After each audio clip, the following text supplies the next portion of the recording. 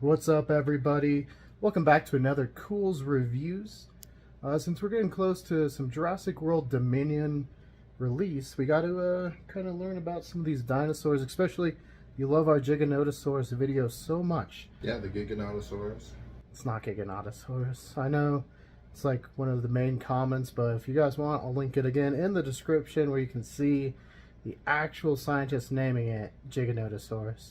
It's like bringing a new baby to the world, a big baby. Giganotosaurus means giant reptile from the south. But yeah, we're talking about Giganotosaurus today because we might just have another video for you. Find out possibly by the end of the week. As usual, my name is Keegan. Joining me today is... Hi, I'm Andrew. Sam. Alright, so like I said, we're talking about Giganotosaurus, and the documentary we watched was Beyond T.rex. This is definitely an older documentary, almost pushing 30 years old, but it's right around the time that Giganotosaurus and Carcharodontosaurus kind of reached the mainstream. Carcharodontosaurus had been known since the 20s, but lost to science much in the same way as Spinosaurus because of World War II.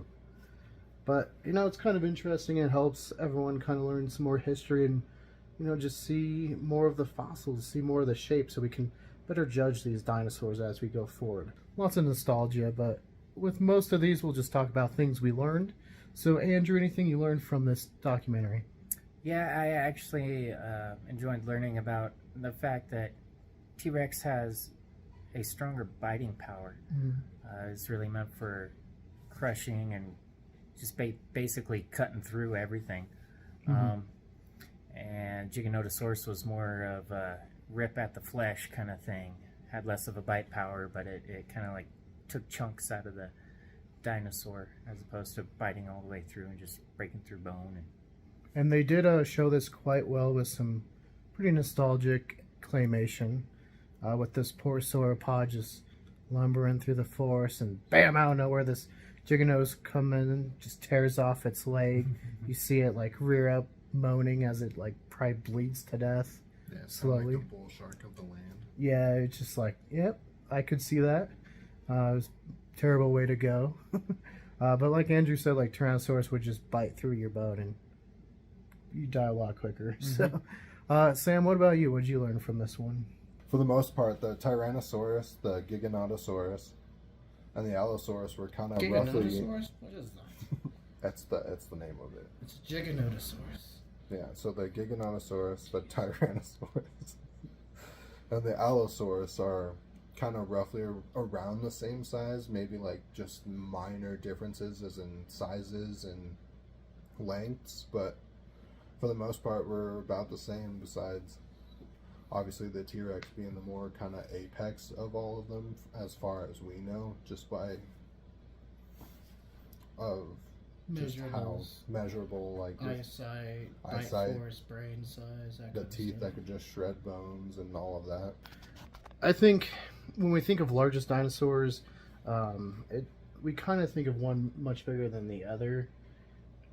And True. especially in media, like ARC made the Giganotosaurus so much larger. It made it massive. Massive. I mean, it's still pretty close to the T-Rex if you have them next to each other, but there is a sizable difference within it.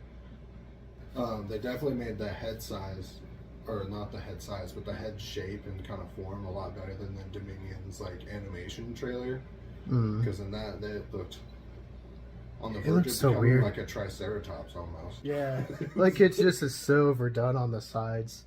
But yeah, going back to the size thing, I've seen like Saurophaganax, I've seen the biggest Allosaurus in the American Museum of Natural History, seen Sue, I've seen Giganotosaurus, and they're all big. I don't think it really matters. If one wanted to eat you, it'd probably eat you. So I don't think you're going to stop and be like, it's slightly smaller. I think I'll be okay. I don't think it'll be okay if I walk past this one. I think it'll still eat you. I don't think you stand a chance. Just don't move. Can't see if you don't move. A lot smaller than both the Giga and the Tyrannosaurus. Yeah, because the one in the American Museum of Natural History is over 30 feet long. It's massive. I mean, they're pretty long in the art game, but like they're definitely smaller and like they were considered pack hunters. Which is possible. I mean, we've definitely found fossil locations where lots of Allosauruses have been trapped. Now, you could argue it's a predator trap, so maybe not quite like Albertosaurus, where we do have, I guess, pack dynamic where they found different ages and living together multiple times. So, yeah, some we'll have to look into and talk about at some point. I think that'd be kind of the precursor of raptors, pack hunters. So yeah, I mean, you wouldn't stand much of a chance, you know. Yeah, what did it measure at? It was 40, just over 41 feet. Yeah, depending on the specimen of Giganotosaurus, this was obviously done with just the holotype, which was slightly over 40 feet. There's a slightly bigger one that's probably about 43 feet long, which is about on scale with like Scotty or Sue, 40 to 43 feet. Carcharodontosaurus is about that same.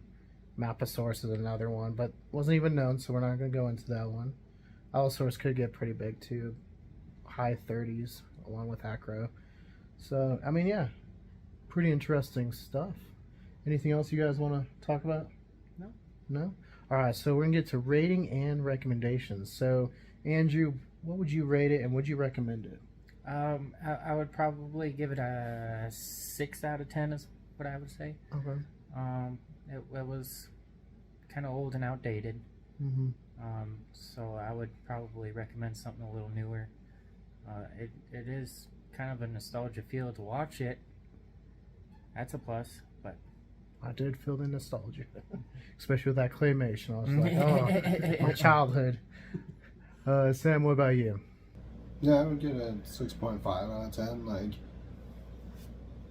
it was on a time when they kind of just found the Giganotosaurus like fossils and finding parts of it that they lost beforehand, and like, so you got to give them that they found that, and like they kind of started to realize like there was a gentleman that was scaling the size of the T.rexes that they found at the time and the Giganotosaurus, and they were kind of around the same size but with just like a smaller like length difference and height difference. So you got to give it to them. Like, a lot of it has changed a lot since then because we found more fossils of other meat eaters, other T-Rexes, and like all sorts of that. So like you kind of have to give it to them that like they were just doing what they did at the time. So I definitely recommend it. It's definitely fascinating. I mean, for the 90s, there's like Andrew was mentioning, there was a lot of like 80s styles still in there, and there was a dude that looks like the one guy from what is that? The Office. Office Space? Yeah, Office Space. There's a guy that kind of looks like the guy from Office Space with the stapler, which was kind of hilarious, but it was definitely still fascinating and cool. Yeah, I'd probably agree with them. The 6.5 would be good. Like I said, going through this was done before a lot of the bigger Tyrannosaur specimens were found. Obviously, like Tristan and T.rex. Scotty wasn't really well known. They hadn't really documented Sue too much. He had just been sold. And even now, we don't know. There might be 3 species of Tyrannosaurus. You can check that link. We did that earlier a couple weeks ago, so check that one out. So yeah, I mean, while it's a little outdated, it's still a good starting off point for Carcharodontosaurus and Giganotosaurus if you want to start somewhere. Especially because these guys aren't featured too much. Usually it's Tyrannosaurus, so it's nice to see them kind of talked about more. Alright, but yeah, if you want to check out more Culz Reviews, click that link in front of me. If you want to check out more what we're doing here at Culz Paranormal, click that link in front of Sam. And don't forget to hit that like and give us a subscribe. And switch that notification bell from personalized to all if you want to be notified on all of our videos. And let us know, which one do you like better, Carcharodontosaurus or Giganotosaurus?